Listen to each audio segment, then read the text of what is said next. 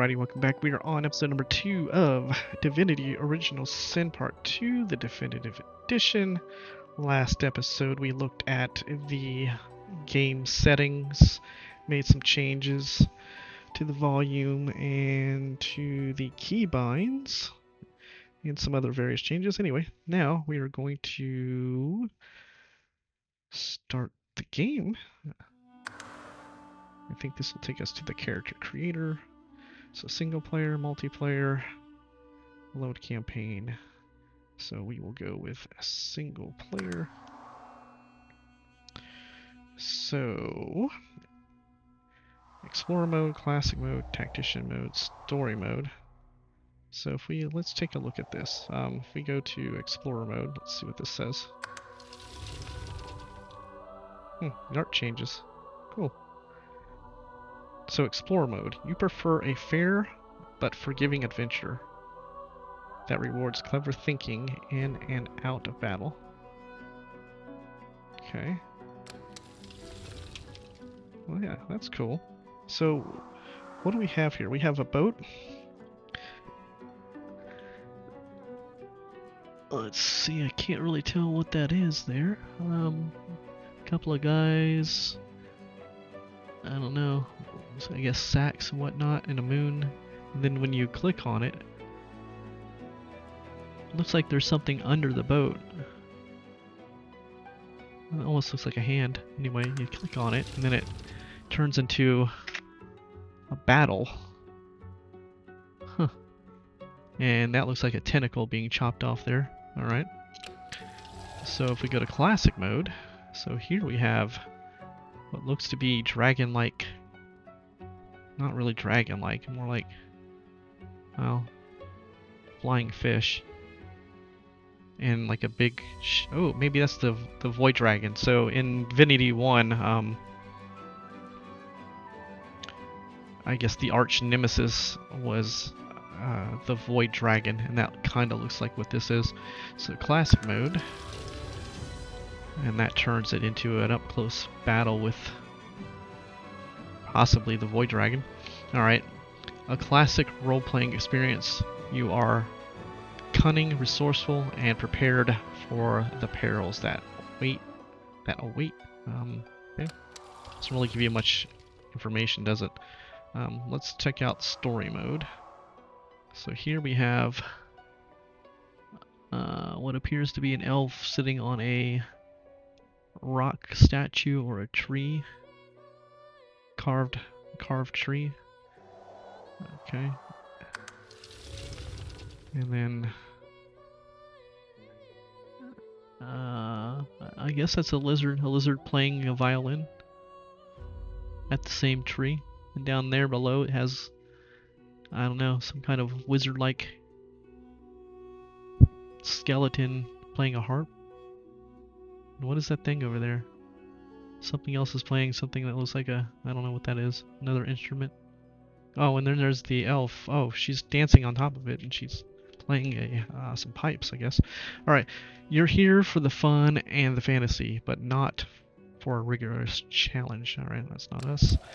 Tactician mode. So, come on, get over there. Alright, so we have 4 characters. Okay, so I assume that means that we will be able to have 4 party members. And they look like they're just surfing the stars, huh? Alright. Tactician mode. And now they are fighting a group of mobs. Okay. So we have regular and honor. Okay. So let's take a look at honor. Failure is not an option. Raise the stakes by limiting the already highly challenging tactician mode to a single save game. If your entire party perishes, the save game is erased, and your quest is well and truly over. That is not me at all. So we will go with regular tactician mode. Bring it on. Combat is demanding, and your foes are devious and observant. For every surprise you spring, they will respond with 2 of their own, not for the faint of heart. So if you look at these modes, based on Divinity 1 Tactician mode, Tactician Honor mode. Actually, it wasn't a Tactician Honor mode, it was just Honor mode, I think. Anyway, Honor mode was obviously the most difficult because if you lost, your save would be deleted. I don't know how anybody in the world would play or even want to play a game on that with that kind of feature, but anyway. So the next hardest is Tactician mode regular, so we're going to do that. So yeah, Tactician mode. Are you sure you want to start a game in Tactician mode? Fights in this mode will be especially challenging. You cannot change this setting once the game starts. Accept Tactician mode. Final warning. There will be no changing your game's difficulty after this. Are you sure you want to continue in Tactician mode? Okay, they're really giving you a chance to back out here. But we will continue. Tactician mode. Alright.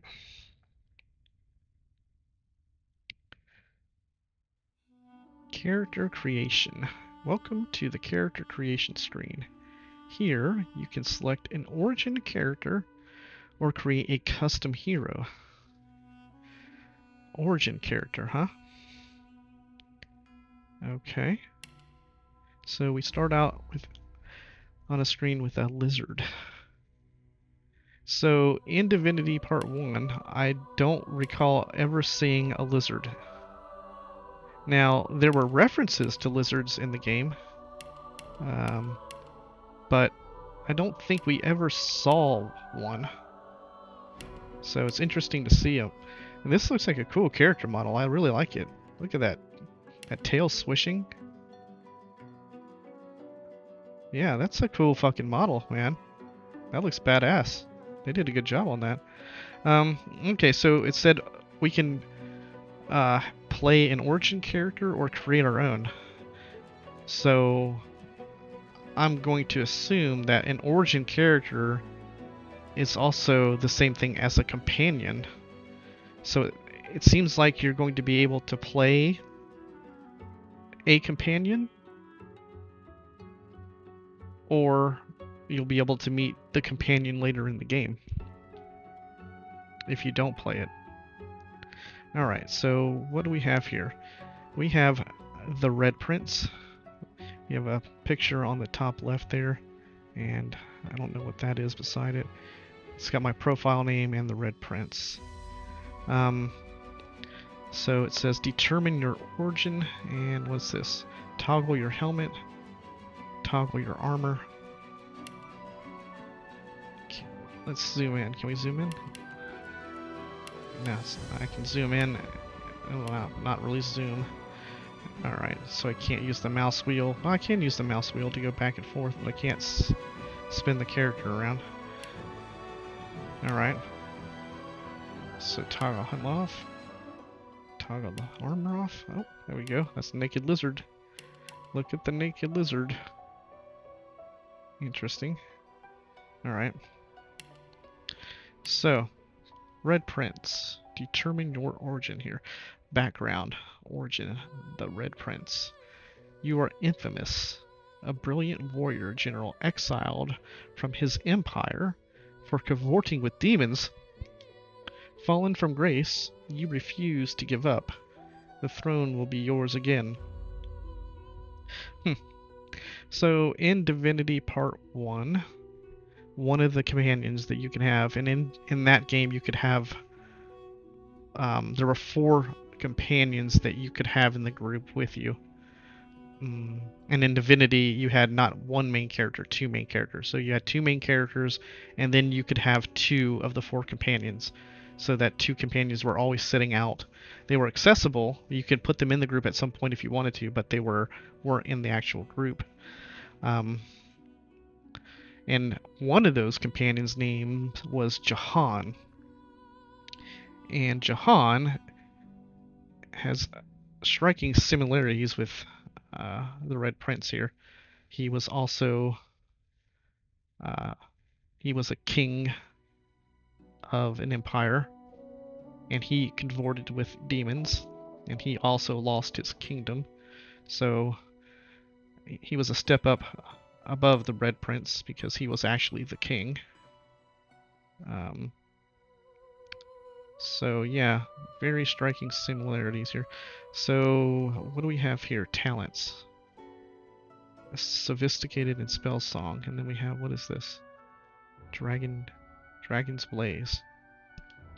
Let's see. So there's a green dot.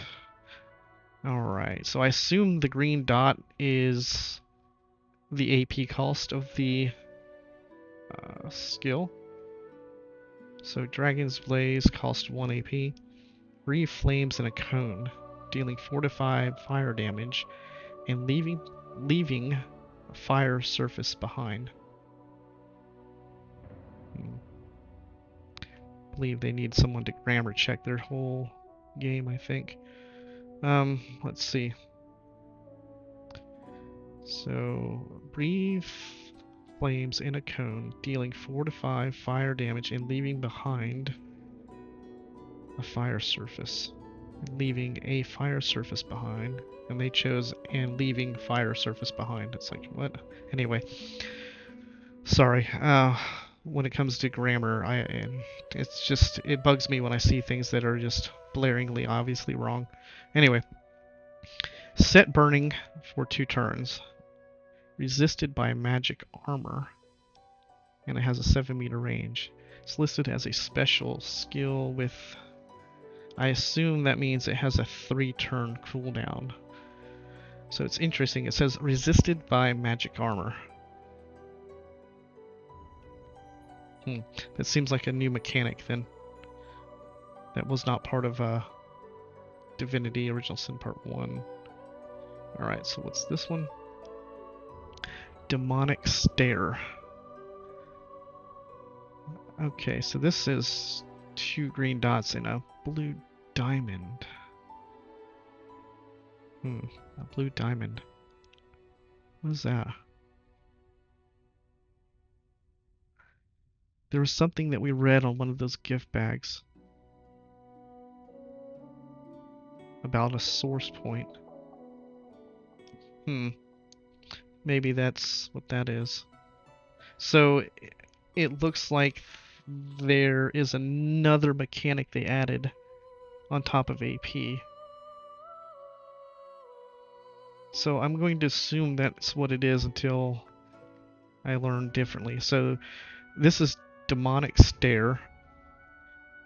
So it has 2 AP cost, and then it also costs a source point. And it's drain 9 to 10 magic armor from target character and gain that amount for yourself. Restore magic armor equal to damage dealt. 13-meter range. Listed as a special skill with a 3-turn cooldown. So again, it's talking about magic armor. In this one, you're draining the magic armor from them and restoring your own. Okay.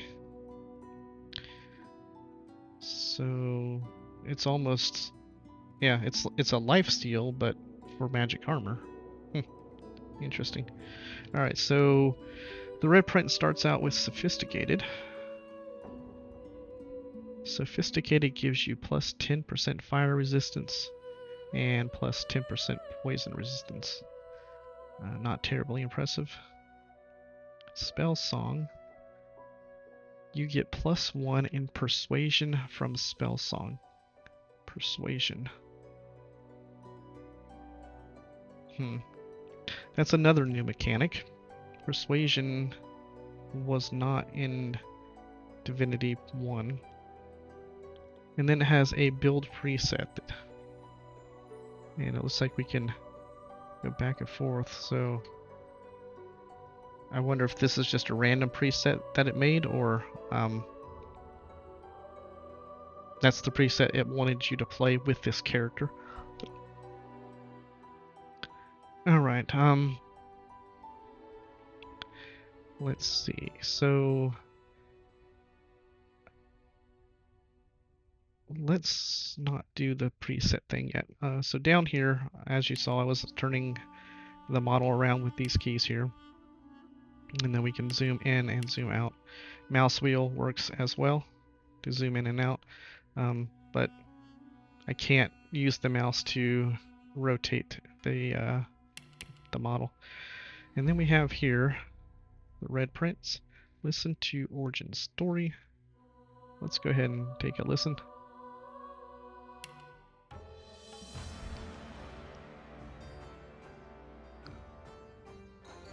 Famed, of course, for my unique red skin and unparalleled skills as a general of the House of War, I, the Red Prince, was raised within the vast palaces of the fabled Forbidden City. I was destined to become the next emperor.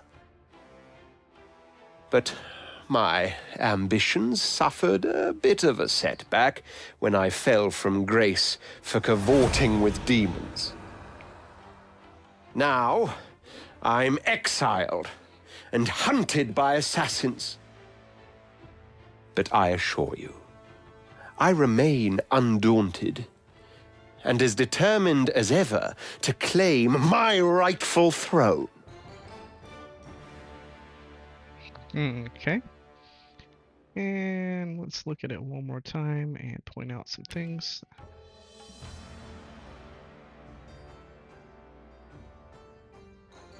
Famed, of course, for my unique red skin and unparalleled skills as a general of the House of War, I, the Red Prince, was raised within the vast palaces of the fabled Forbidden City. I was destined to become the next emperor. But my ambitions suffered a bit of a setback when I fell from grace for cavorting with demons. Now, I'm exiled and hunted by assassins. But I assure you, I remain undaunted and as determined as ever to claim my rightful throne. Okay, so it said he had unique red skin. So that means he's the only lizard that has red skin, according to that story.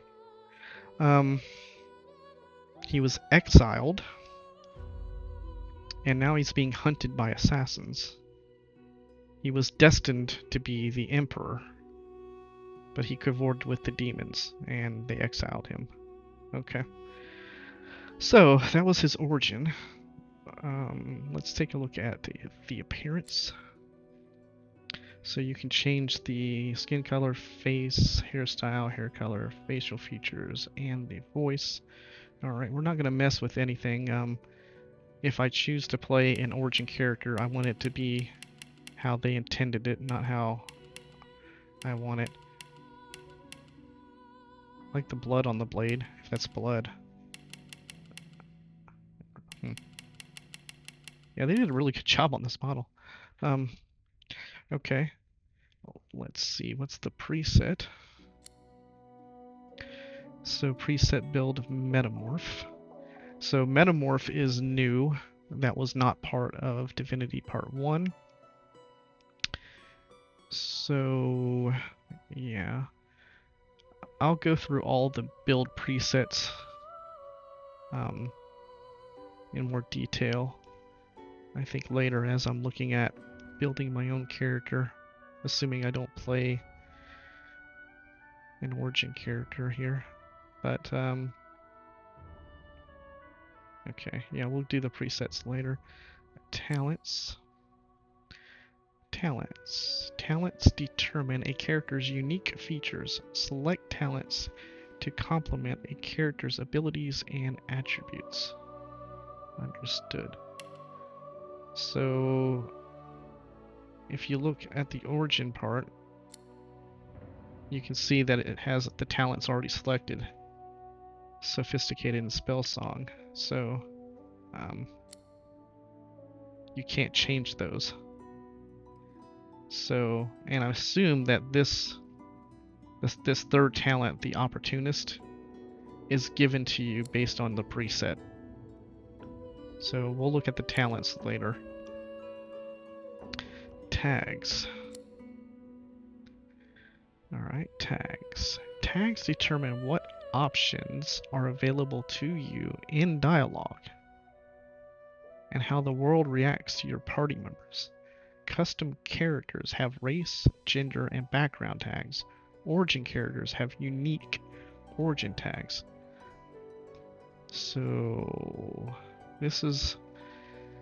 you're going to probably see different dialogue options based on the tags you select. Okay. That could be interesting. So he automatically comes with Noble and Scholar as a tag. And he also has Lizard, Male, and Red Prince, so that's got to be the unique one. Alright, so let's go ahead and take a look at what these tags are here. So, Barbarian. They call you a savage, an animal. They don't know what it's like to need to fight. Tooth and claw, just to survive. You do. Alright. Jester. Quick with a quip and swift a song. You are an entertainer above all. You can disarm the public with your body tales and mesmerize them with midnight frights. Okay. Mystic. Cracks in reality lead you to other times and places. Some of the void, some of the gods. Your vision is not quite your own, but you can make use of it. Noble. Born to riches and luxury, you have an aristocratic bearing, eloquent speech, and the finest of manners. Outlaw. Back alleys and rooftops know well the tread of your boot. You've got friends in low paces and enemies to match. Scholar. Intelligent and curious, your appetite for learning far exceeds your taste for bloodshed. Books and scrolls are your dearest possessions. Soldier. Trained in order, obedience, and warfare, you know the difference between a latrine and a lieutenant. And then he gets lizard for his race. To most, lizards are as exotic and mysterious as the ancient empire itself. The outside world knows them as warriors, philosophers, and slavers, to be respected and feared. So lizards are slavers, okay? Male. You are a male of one of the races. You are perceived as male by those that encounter you. Perceived. Oh man, they just can't keep the woke shit out of games, can they? Perceived. You either are or aren't. There is no perception. Alright. Red Prince. You are infamous. A brilliant warrior general exiled from his empire for cavorting with demons. Fallen from grace, you refuse to give up. The throne will be yours again. Okay, so that's his tags. So, it's interesting that he's a scholar and not a soldier when he mentions that he was a general in the House of War on his origin story. You would think he would be a noble and a soldier. Alright. Instruments. Let's see.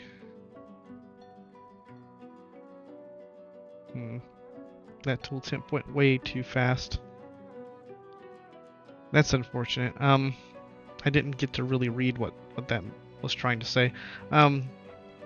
Hopefully, though, in Divinity 1, all the tutorial tooltips like that were put into a log that you're able to access and read. So hopefully when we get out of here and get into the actual game, we'll be able to pull up the log and see whatever tutorial messages we didn't see or couldn't read fast enough. Larian programmers seem to believe that people are able to read any amount of text they provide on the screen within 1.5 seconds. Whether it's 2 words or 3 sentences, you have 1.5 seconds to read most of those, which is kind of bad, really bad, considering that a lot of the tutorial messages that they put up there has a button that says understood under it, so that you can read it.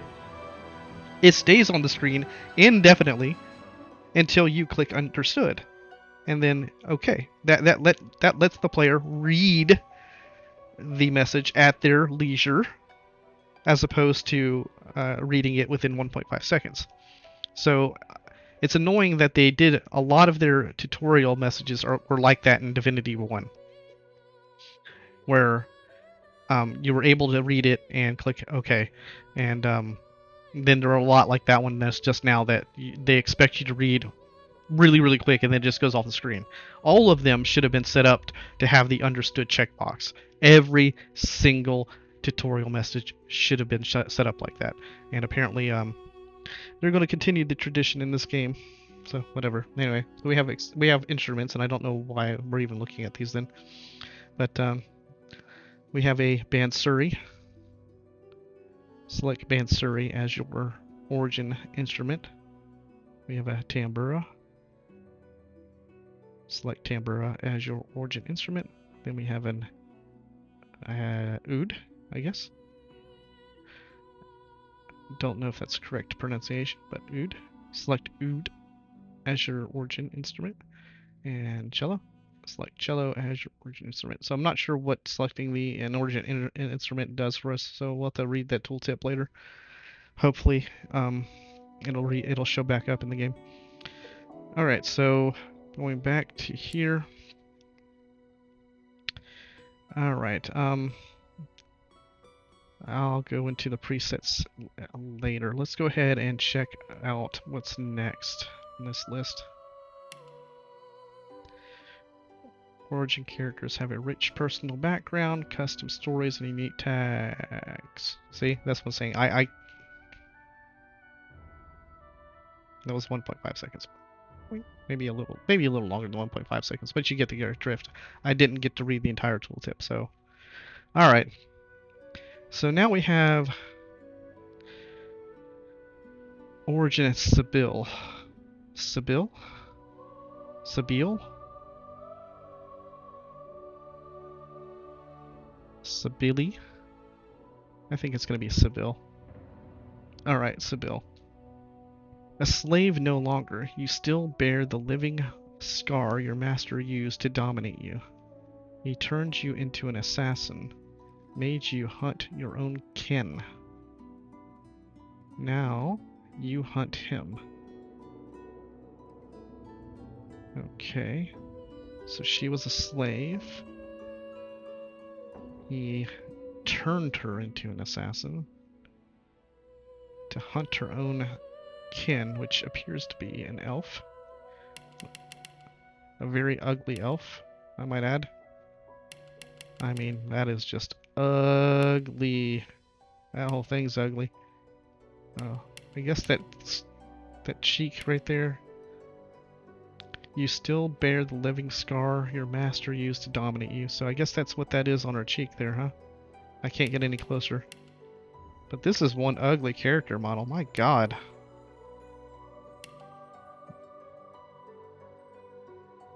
That is ugly. I'm assuming she's an elf. For the ears. Which is strange, you know, because in general, elves are usually depicted as the most beautiful race in books, especially from the D&D background.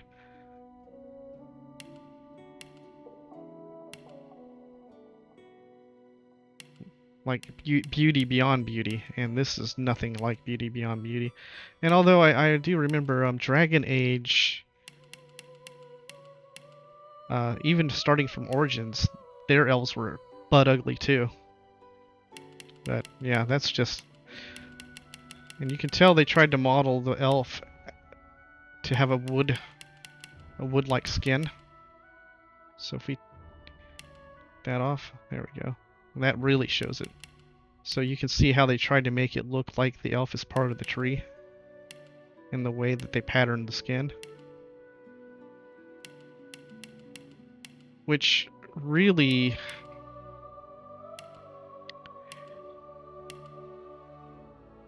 isn't quite correct, because elves, though, were one with nature and often made their homes in forests, they weren't derived from the trees. This would be more appropriate for a dryad. Or a nymph, maybe. But anyway, that's ugly. That's an ugly character model all the way around. But man, she's incredibly tall. And look at those legs. Oh my god, her legs are almost... Wow, they gave her really long legs. Alright, let's see. Armor on. What's her helmet look like here? Oh, that's a cool looking helmet though. Not bad on the helmet. Almost looks like there's birds in the helmet. Alright, so what does she have here? Flesh Sacrifice. It has no cost, no AP cost. Gain 1 action point immediately and a 10% damage bonus. A 10% damage boost for 2 turns at the cost of -1 Constitution. Any action points over your maximum are lost. Set Flesh Sacrifice for 2 turns. This is a special ability, and it has a 5-turn cooldown. Alright, so you're basically gaining an AP and a damage boost for 2 turns. And then you're probably losing X amount of hit points based on whatever constitution... whatever 1 constitution point gives you. Well, that's going to be pretty valuable. Anytime you see something in a Divinity-like game where you're gaining AP, that's usually a win. Break the shackles. 1 blue diamond, 1 source point. I believe that's what that's going to be.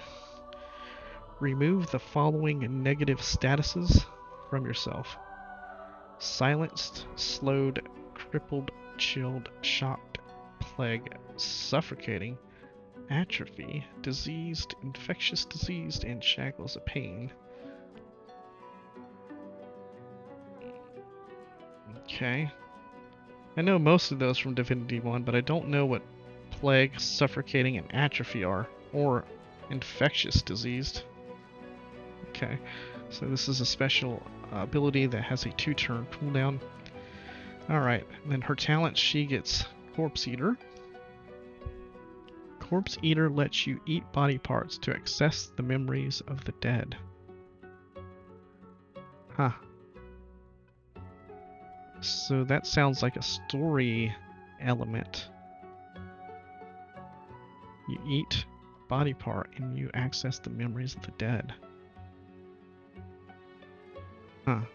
Interesting.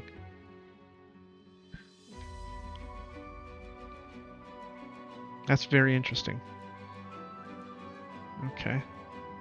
And she gets Ancestral Knowledge. Ancestral Knowledge gives you +1 Lore Master.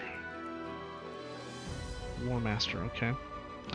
The build preset is a Metamorph, so yeah, it looks like they just have like the default preset and all the characters are going to be that, so it's not that they meant the Red Prince to be a Metamorph or they mean Sybil to be a Metamorph. It's just that that's the one that loaded up with the game, I guess. Alright, let's listen to Sybil's story.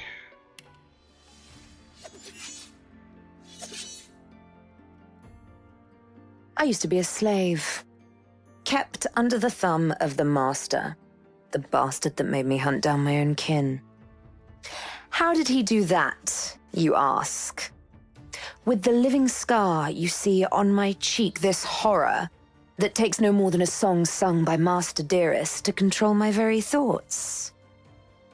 But now the tables have turned. I broke my shackles, and when I finally find him, I will make the Master sing a very different kind of song.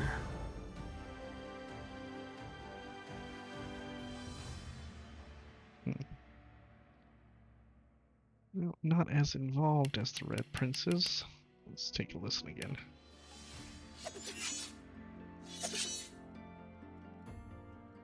I used to be a slave, kept under the thumb of the Master, the bastard that made me hunt down my own kin. How did he do that, you ask? With the living scar you see on my cheek, this horror that takes no more than a song sung by Master Dearest to control my very thoughts. But now the tables have turned. I broke my shackles, and when I finally find him, I will make the Master sing a very different kind of song.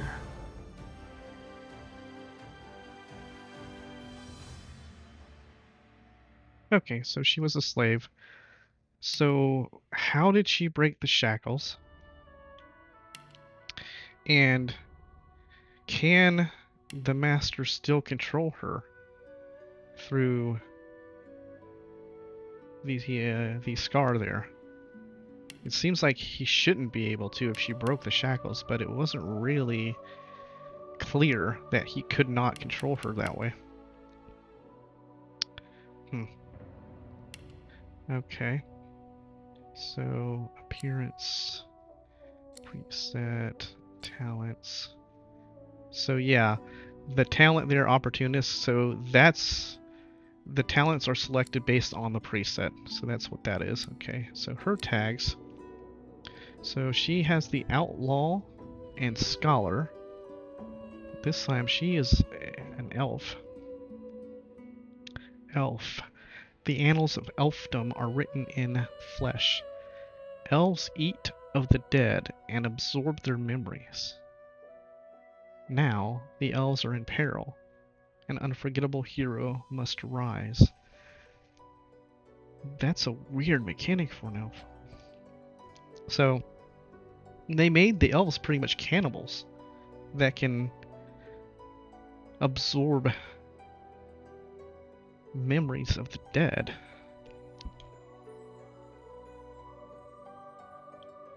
So it sounds like to me then that if you don't have an elf in your party, you're going to miss out on some story content that's going to be based on this mechanic. So that pretty much makes it where you have to have an elf as one of the party members. I'm assuming you can only have 4 party members, like Divinity 1. Or 4 companions. Well, not companions. Yourself. Here you only have 1 main character. So in Divinity 1 you had 2. So you can have 2 and 2 companions. So I assume here you can have your main character and 3 companions. And it would seem that an elf would have to be one if you want to take advantage of this particular mechanic. Alright, so female. You are a female of one of the races. You're perceived as female by those that encounter you. And then we have Sibyl. A slave no longer. You still bear the living scar your master used to dominate you. He turned you into an assassin, made you hunt down your kin. Now, you hunt him. So I wonder if it was specific, like he specifically made her only hunt down her kin, like she was only assassin to kill other elves. Anyway, instrument. Looks like the Bansuri is selected, so it looks like that's also just a default selection. Alright. So let's take a look at the next. What do we have here? Ifan bin Mezd. Okay. And again, it's preset as a metamorph, so.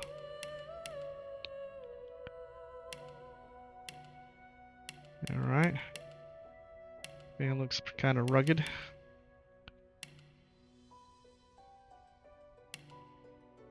Ooh, that's a cool looking helm. That is cool looking.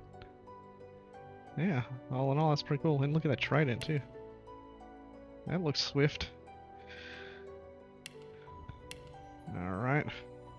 Let's see. Got Ifan pretty beefy here. It's kind of chiseled. Alright.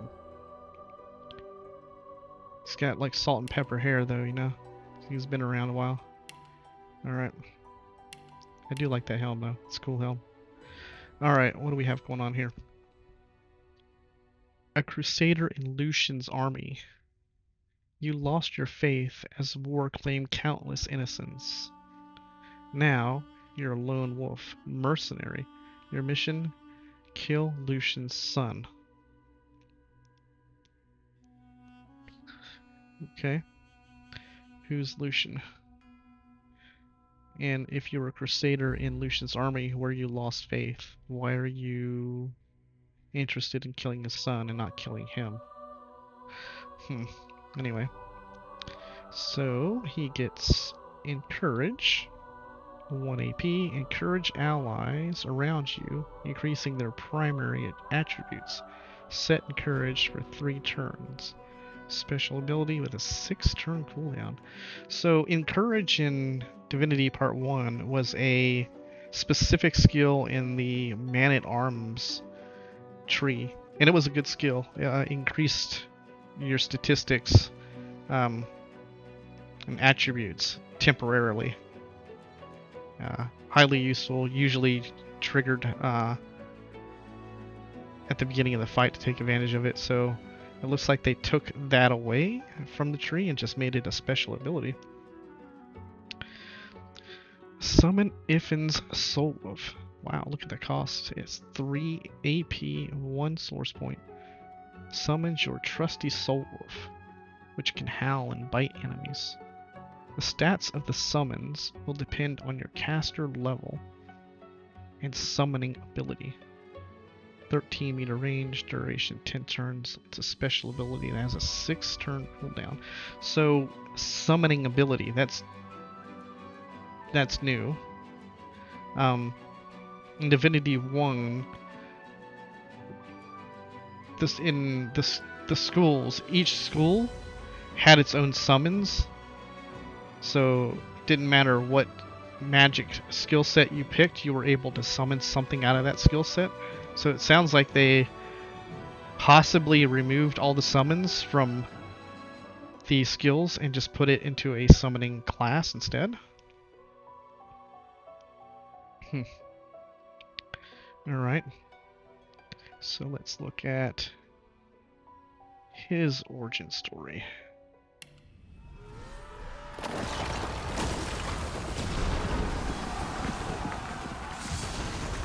Once I was a crusader for the Divine Order. I pledged my life to Lucian the Divine. The war changed everything. He sent me to save the elves I grew up amongst. I arrived too late. Lucian ordered the use of death fog against the Black Ring, annihilating everyone I once knew in the process. Now I'm a mercenary killer, one of the infamous lone wolves. And my next target is none other than Lucian's own son. There's a lot to unpack in that.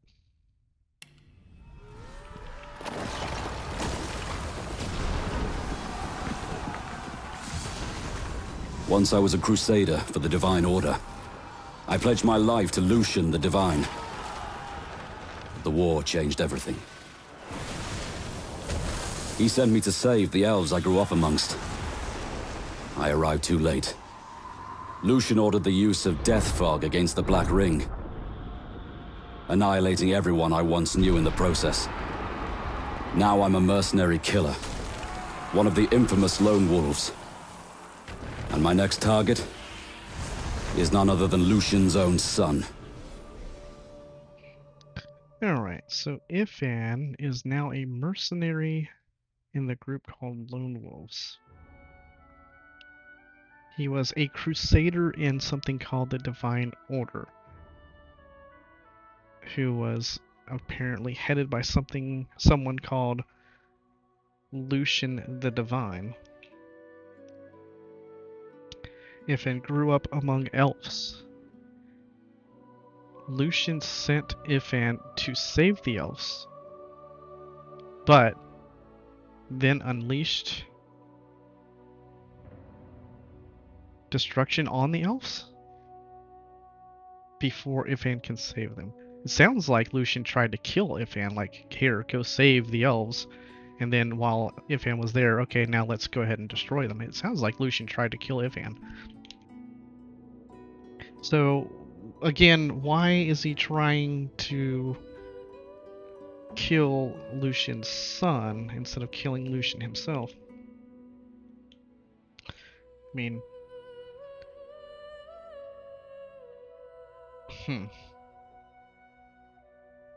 I guess just retribution. That's a odd story. Okay. Oh, he starts out with the talents of Ingenious. Ingenious gives you 5% bonus critical chance and 10% extra critical multiplier. That sounds really good. And Thrifty. Thrifty gives you +1 to bartering, and that sounds not really good. Huh. Alright.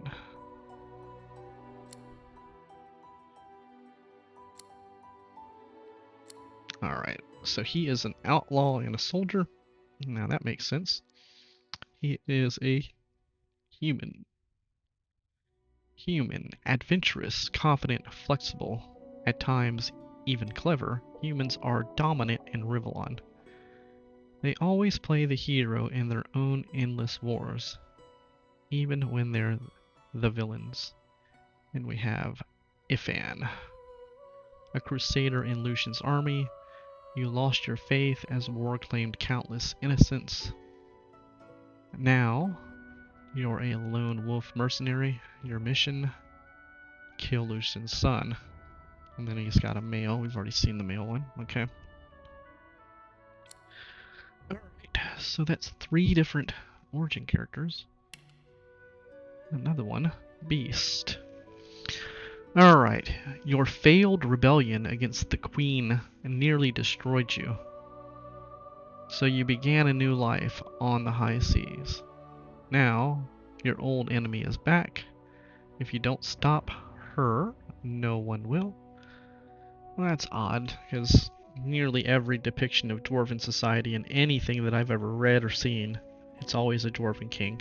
And now, because it's Larian, and I guess because they want to go woke, they decided to make the ruler of dwarves a female, breaking every single part of lore about dwarves that I know of.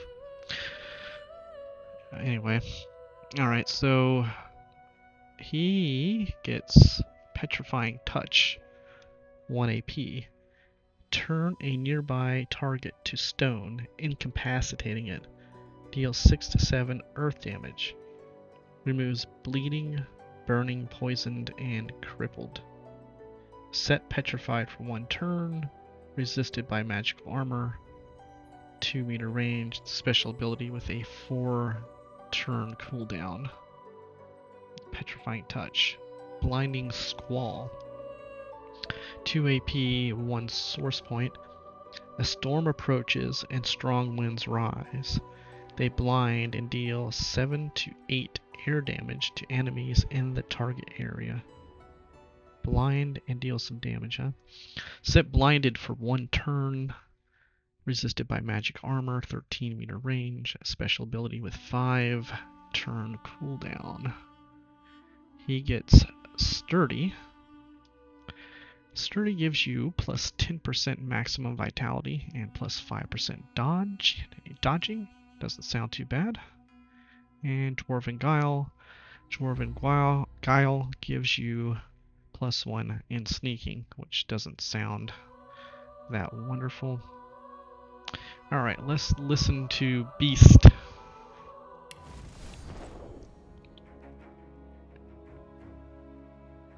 Oh. I was just thinking about someone I used to know. My cousin, the Queen, in fact. A tyrant. I tried to stop her, but things don't always go according to plan. She cast me out to a forgotten island and made short work of my allies, too. Lucky for me, I was able to commandeer a ship and began a new life for myself out on the high seas. Aye, but I hear that the Queen is at it again, and there's something darker behind her madcap schemes this time. If I don't stop her, I don't know who will. He's got that wild eye at the end there. Let's listen to it again.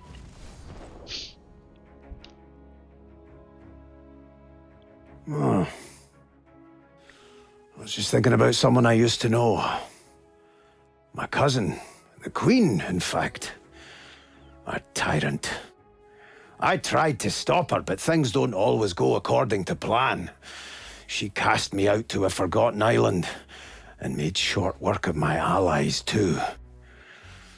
Lucky for me, I was able to commandeer a ship and began a new life for myself out on the high seas.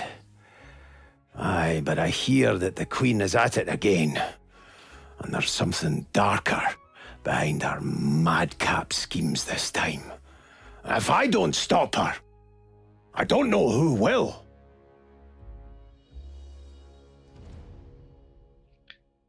Alright, so he led a rebellion against the Queen and failed. She exiled him to an island where he commandeered a ship and started a new life. And then the weird sentence, she's at it again. As if she stopped. If he failed his rebellion, then she wouldn't be at it again. She would simply be continuing what she was doing. And he's saying, well, if I don't stop her, nobody will. Well, you didn't stop her the first time, so what makes you think you're going to be successful the second time around? Alright, I don't know. Let's see, appearance, resets, talents. So tags, he gets, let's go dwarf here. Between haves and have-nots alike, dwarves are fiercely nationalistic. Even the poorest dwarf would die for their dwindling kingdom, but not all would die for the queen. And that seems to be another common thread in just about everything you read or play or see as far as dwarf society goes. They always are depicted as a dwindling kingdom. In every Forgotten Realms book I've read them all. Dragon Age, same thing. Dwindling Kingdom. There's a couple other dwarf-based games I've played, and they always depict them as a kingdom on the downfall. Beast. Your failed rebellion against the queen nearly destroyed you, so you began a new life on the high seas. Now your old enemy is back. If you don't stop her, no one will.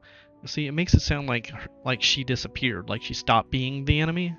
I don't know. It seems weird how they worded that. Okay, let's check out. So that is the fourth one, right?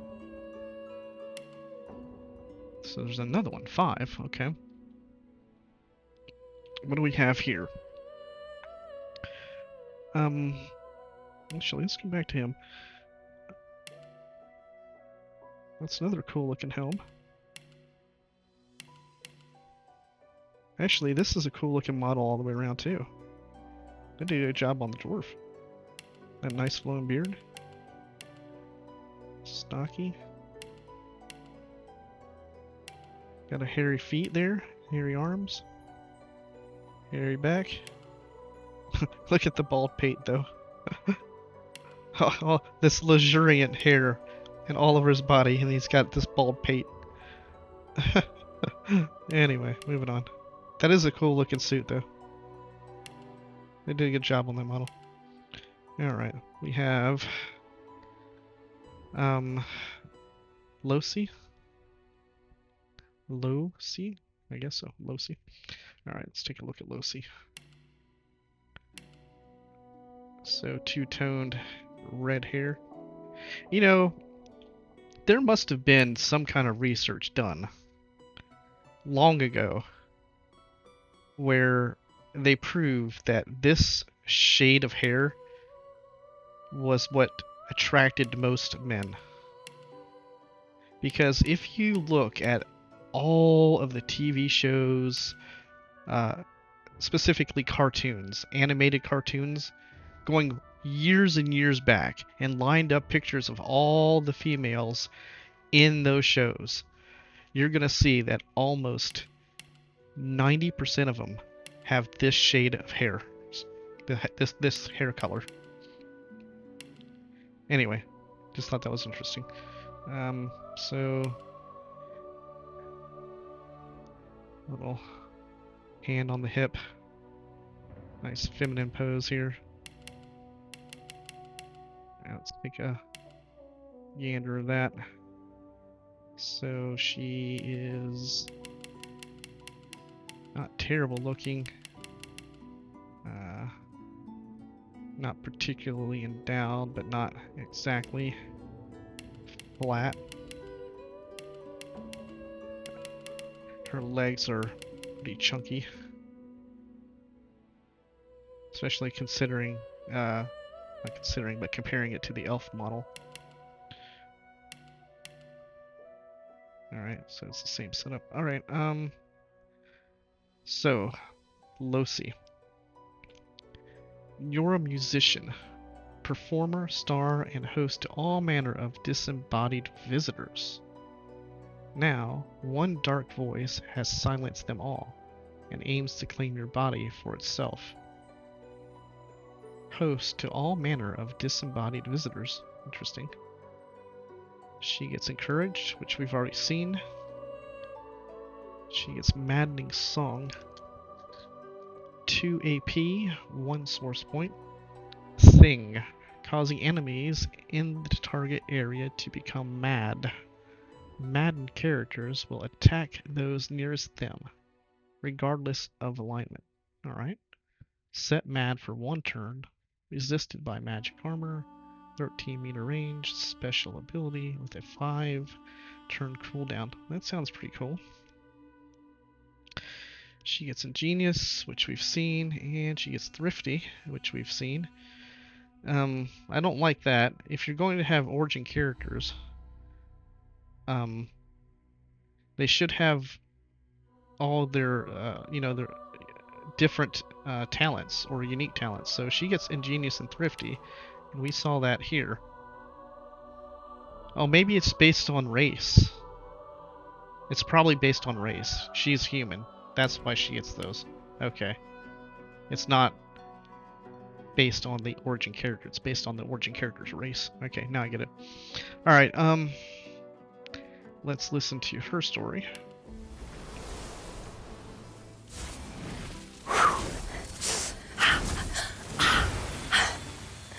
All my life I've been a performer, a musician, beloved and celebrated by all. But I have a secret. I'm also a playground for sprites and spirits and worse. The voice that rings inside me now is darker than any that came before. Almost caused a bunch of my fans to rip each other to pieces. But You can trust me. I've got this under control. Step 1. Find out who or what is trying to take control of my mind. Step 2. Make it sorry it ever tried.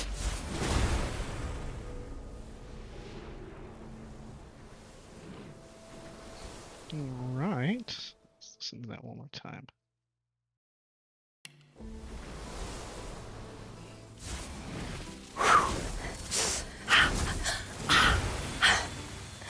All my life, I've been a performer, a musician, beloved and celebrated by all. But I have a secret. I'm also a playground for sprites and spirits and worse. The voice that rings inside me now is darker than any that came before. Almost caused a bunch of my fans to rip each other to pieces. But you can trust me. I've got this under control. Step 1. Find out who or what is trying to take control of my mind. Step 2. Make it sorry it ever tried.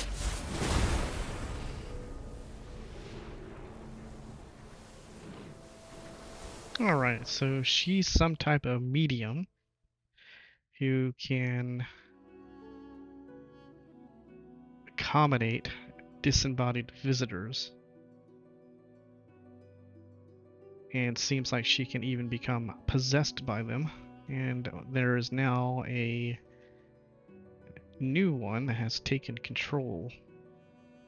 Asserted dominance, I guess. And is trying to control her outright, huh? Alright. So there was remarkable similarities between her voice, the accent, the inflection, to The Witcher 3 and Ciri's voice.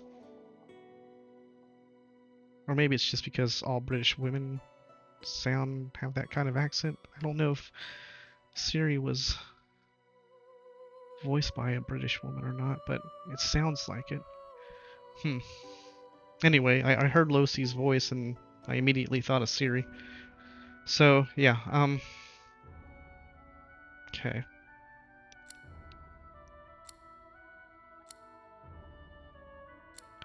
So she has Losi. You're a musician, performer, star, and host to all manner of disembodied visitors. Now, one dark voice has silenced them all and aims to claim your body for itself. So she starts out as a jester and a mystic. Okay, well that makes sense. Go back to here, and Beast starts out as a barbarian and a noble. Okay. He starts out as a barbarian and a noble. And Ifan as an outlaw and soldier. Okay, yeah, we saw that one. Okay. So let's see what's next. Fane. So this is the 6th origin character. And look at this. The skull.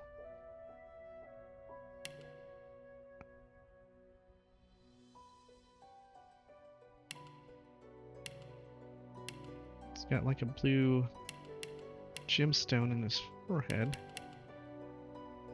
I wonder if that's... looks like it's part of his skull. So it's an undead. Yep, it's an actual undead. Although it does not look exactly human if you look at the feet there.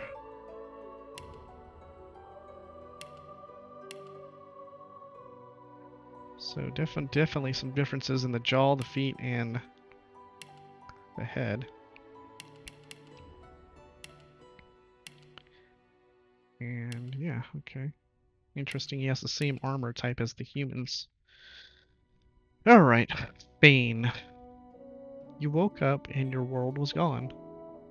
The last of your kind, you hide behind a charmed mask, searching for the truth about a history that no one knew even existed.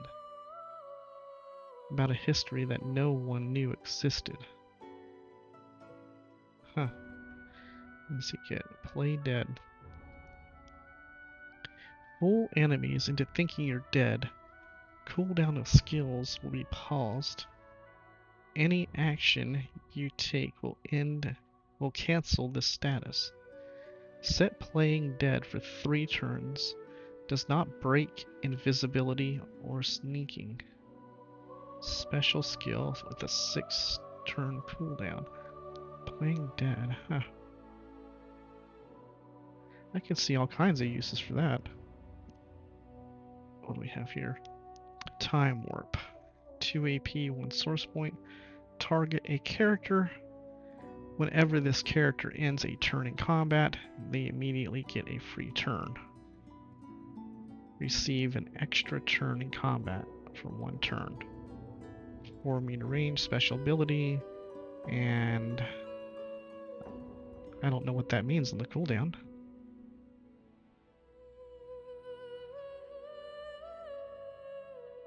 I guess that just means you can do it once, and that's it.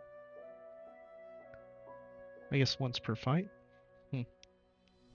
So this seems like it's going to be absolutely fucking overpowering. Anything that gives you a full free combat turn. That's probably the best skill in the entire game. So talents, undead. Undead lets you heal from poison, but regular healing damage you instead. You will receive poison status even if you have magic armor. Huh. Okay, so you can only heal by being poisoned. And then it has genius. We've seen that before. Alright.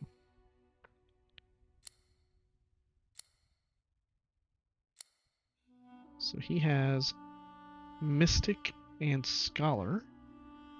And then he has Undead. Some undead seek to return to life. Others long for the sweet embrace of oblivion. They move amongst the other races unseen.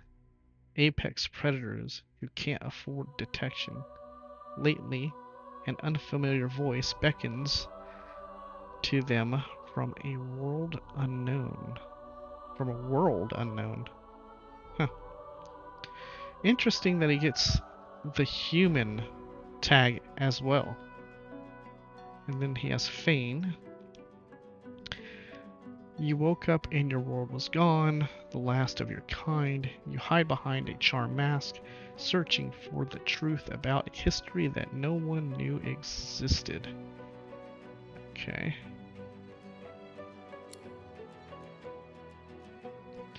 Alright. So let's listen to Fein's story. The hell? Oh, don't stare. How would you look after eons in some ghastly crypt? Your people are rather prone to death. Mine are not. Yet when I emerged from my completely unjustified imprisonment, I found them gone. Our culture forgotten. Any trace of the world I knew all but obliterated. I must even hide my true face beneath an ever-shifting mask for fear you savages will attack me. That is how I wander this strange world. Trying to uncover the truth about a history you primitive people never even knew existed.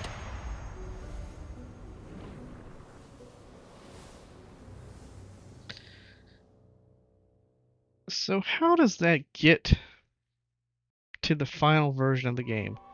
The cape was going through the character model the entire time, which makes no sense because when we looked at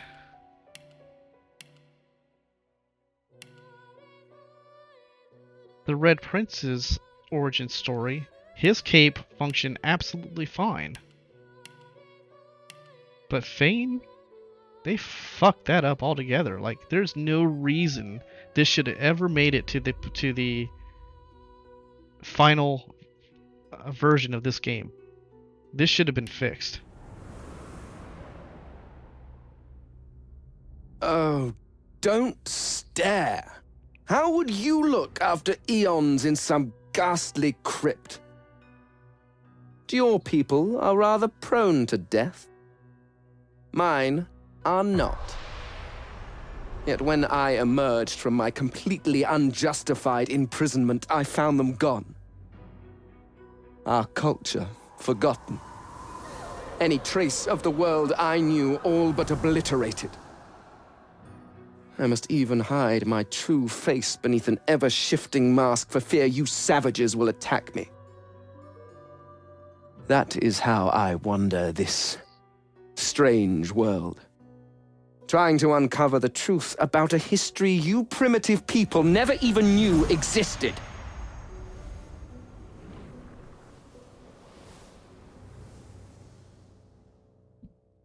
So it looked like he had webbed hands there too.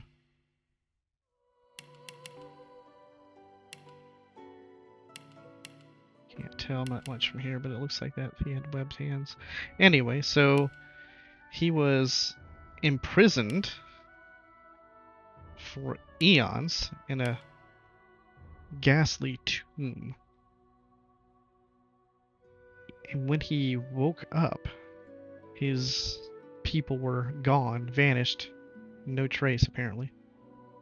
And apparently no one on Rivellon even knows that his race existed.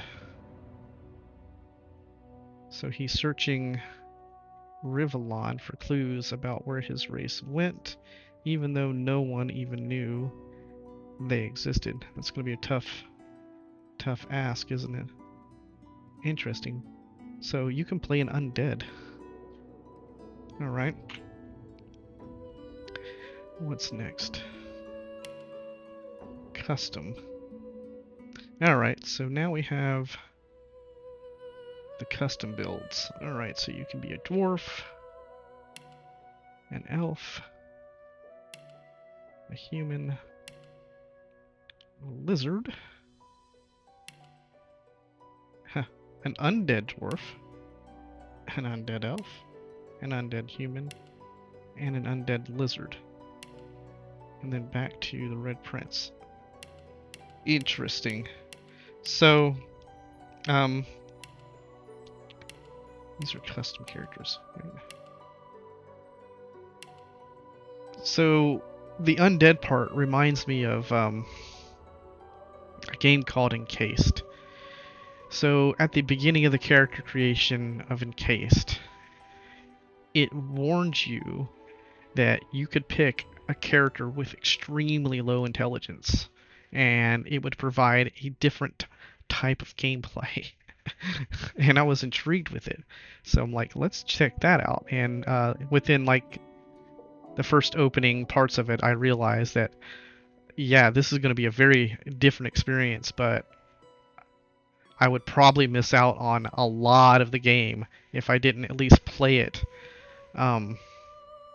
with a higher intelligent character first, so I can actually see the majority of the game and what was intended. So it's, being able to pick an undead seems kind of like that here. It's like, that seems cool to try, but probably not on your first playthrough. So those are the classes. So if we see here, it has the gender to male, gender to female. So do that. Wow, look at that. What we got here?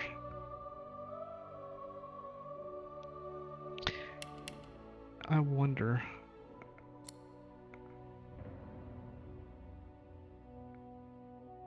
So just out of curiosity, because I'm on the dwarf, if I go hairstyle here. No, they're not going to do it.